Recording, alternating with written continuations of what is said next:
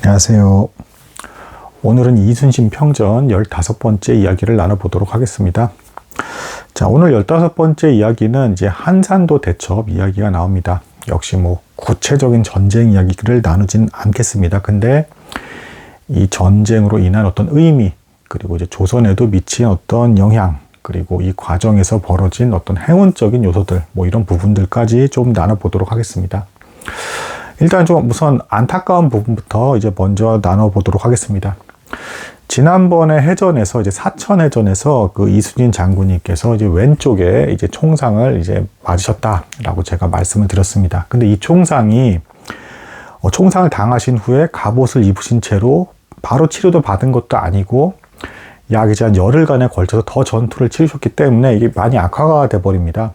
그래서 곪은 거죠. 그래서 여기서 자꾸 곪아서 이제 피와 이제 즙이 막 이제 자꾸 나온다고 이제 그 이순신 장군님께서 자신의 상태를 주변에 가까운 사람들에게 이제 편지로 이제 보낸 글이 남겨져 있어요. 그래서 하필 또 여름이기도 했기 때문에 계속 잠도 잘 못 주무시면서 이게 아프니까 바닷물에 계속 씻으면서 이제 고통을 내리 가라앉히면서 그렇게 지내셨다라는 기록이 있습니다.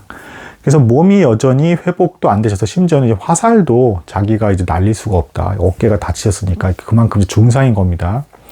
그런 상황에서 이제 한산도 대첩을 이제 맞이하게 되셨다. 이유는 이제 간단합니다. 일본군이 드디어 조선군의 이제 정예 부대가 제법 큰 부대가 있다라는 것을 이제 인식을 하게 됐고, 이번에는 작정을 하고 정말 그 조선군의 이제 이순신 장군님의 이 부대를 괴멸시키기 위해서 부대를 편성해서 이제 쳐들어온 겁니다.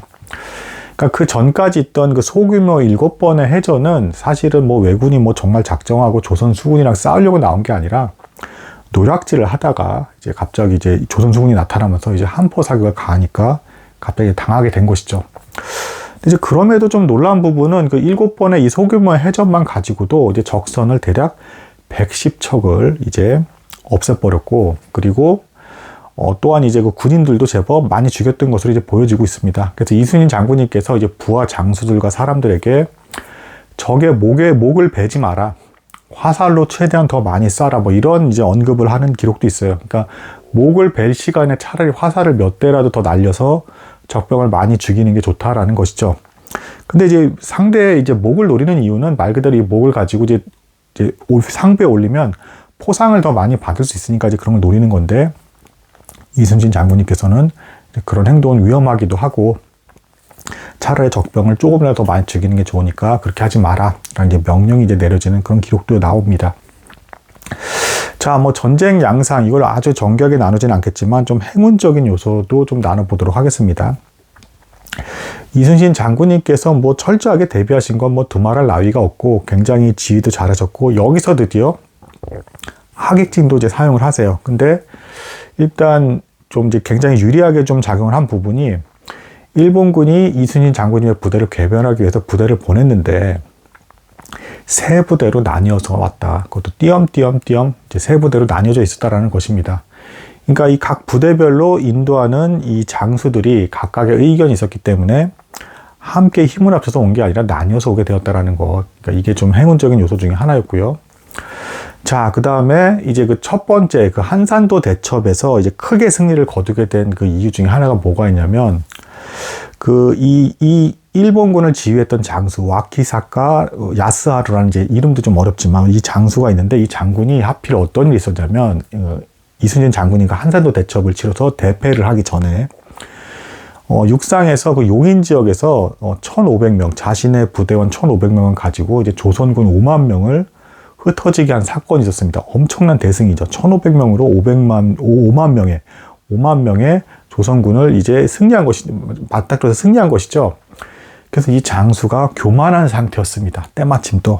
그러니까 이것도 이제 하늘이 도우신 것이죠. 또 한 가지 또 도운 건 뭐였냐면, 자, 일본군이 이제 해안가로 진출하면서 약탈하면서 온다라고 하니까 이제 도망쳐서 피신해 갔던 조선군 백성이 있었어요. 이 조선군 백성이 산 꼭대기까지 올라갔는데 보니까 이순신 장군님 진영과 일본군 진영이 서로 이제 그 섬 사이에 두고 이제 위치한 게 보이게 된 겁니다. 그래서 이 백성이 후다닥 이순신 장군님 진영으로 가서 일본군이 저기 있어요 라고 먼저 알려줬습니다. 아주 이거 굉장히 중요한 이제 정보라고 할 수가 있겠죠. 그래서 이순신 장군님은 이 정보를 근거로 이번에는 일본군을 정말 제대로 좀 소탕을 해보자라고 해서 해안가에 정박하고 있는 일본군을 유인을 합니다. 먼저 판옥선 4-5척을 보내서 유인을 하고 여기에 이제 교만한 상태였기 때문에 일본군 장군이 교만한 상태였기 때문에 조선군들 정말 아무것도 아니야. 뭐 육상에서 내가 1,500명 가지고 5만 명을 제압했어. 뭐 별것도 아닐 거야 라고 하면서 이 판옥선 4-5척의 미끼를 물고 그대로 따라옵니다. 판옥선은 또 이제 거짓 도망을 치고요.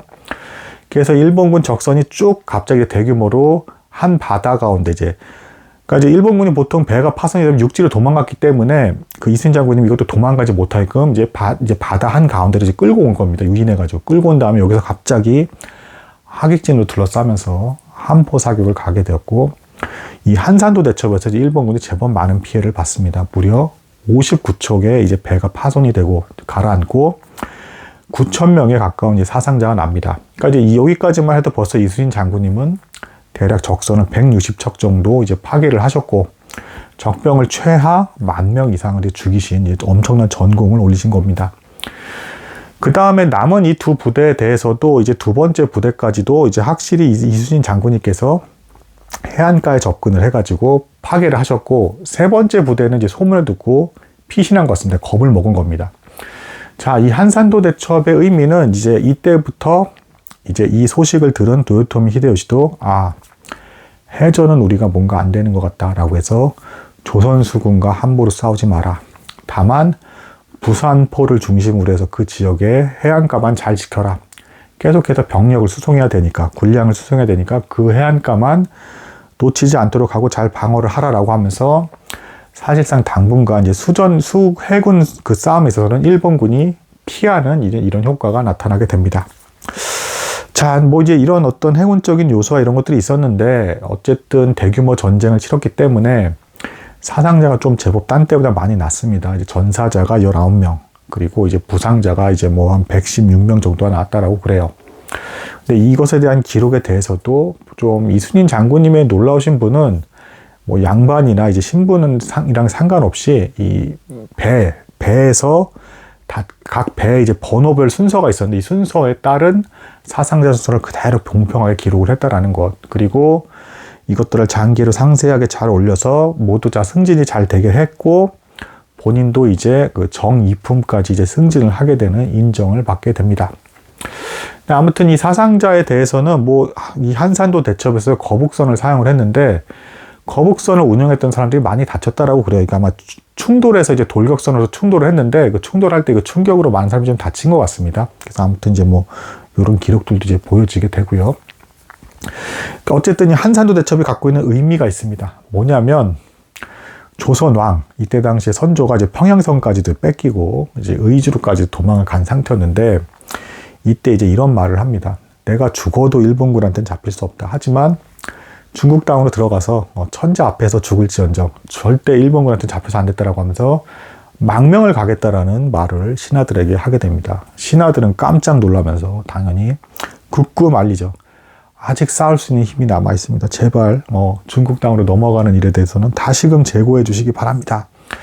자, 근데 여기서 이제 선조가 그 중국 땅으로 넘어가려고 했던 게 완전 황당한 생각은 아니었어요. 왜 그러냐면 이전에 이미 베트남이 이제 그 이웃 나라의 침략으로 나라를 거의 잃은 상태에서 명나라로 도망갔습니다. 베트남 왕이. 그랬더니 명나라 군대가 실제로 참전을 해줘서 이 베트남 이제 왕이 베트남의 나라를 다시 되찾은 전례가 있었어요. 그러니까 이제 그 예를 보고 나도 명나라에 가서 이렇게 하겠다라고 한 건데 신하들이 이제 막 말린 거죠. 이런 상황에서 한산도 대첩의 승리가 들리니까 이제 왕도 그 소식을 듣고 나서야 그래 뭐 의주에 일단은 좀 머물러 보지 하면서 이렇게 되고요. 이때 이제 명나라 병사 일부 소수긴 하지만 약 3,000명 정도가 일단 파병을 하게 되면서 의주에 머물게 됩니다. 뭐 이런 일이 있었고요.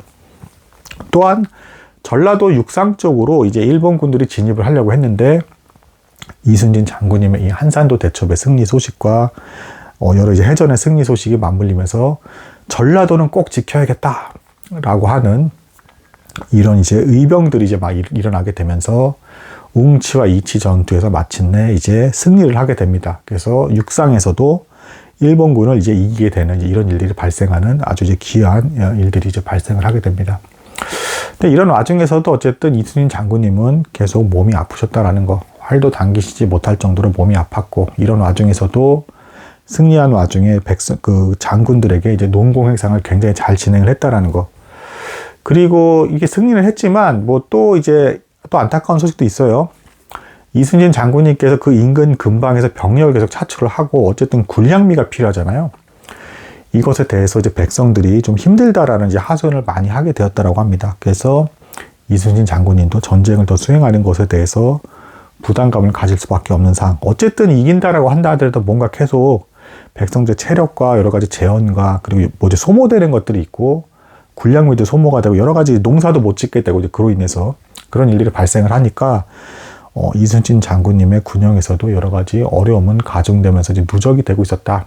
그래서 뭐 책의 저자는 조선 조정에서 좀 더 적극적으로 도와줬으면 얼마나 좋았을까 하는지 뭐 이런 표현도 이제 담겨 있습니다. 그래서 어쨌든 이순신 장군님의 이제 한산도 대첩에 대해서 나눠봤고 이것을 기점으로 전쟁의 분위기가 제법 많이 바뀌게 되었다. 그리고 심지어 왕조차도 중국으로 도망가려 했던 생각을 조금 이제 바꾸게 되었다. 아주 역사적으로 의미가 있는 승리였다라고 이제 말씀드릴 수가 있겠습니다. 오늘은 여기까지 나도록 하겠습니다. 감사합니다.